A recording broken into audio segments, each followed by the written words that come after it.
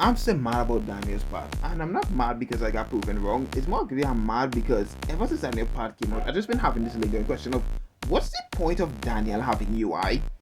Because now with Daniel's part, what's the realistic point in him having UI? Because objectively speaking, with Daniel's part, his UI is just a worse version of it. Because Daniel doesn't need UI to avoid taking damage because now he can see people's strike paths. And he doesn't need a technique because he could always see gaps in people's defenses, and this move right here is more powerful than anything UI Daniel could perform. On top of that, you need to be knocked clean unconscious to activate UI, and when you activate UI, you best not have any friends around you because you're going to try to kill them. Then there's the obvious weakness that he has. So objectively speaking, UI is just an infinitely worse ability than his path.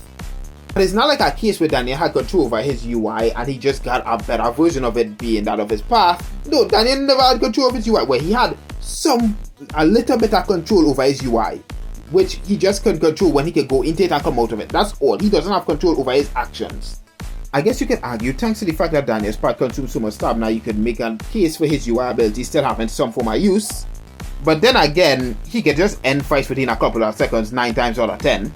And if he loses the fight and runs out of stamina, his UI isn't realistically going to do anything because he's still going to be out of stamina. On top of that, it's just a weaker ability than his part. So if his part couldn't finish the fight, his UI is not going to be able to do so.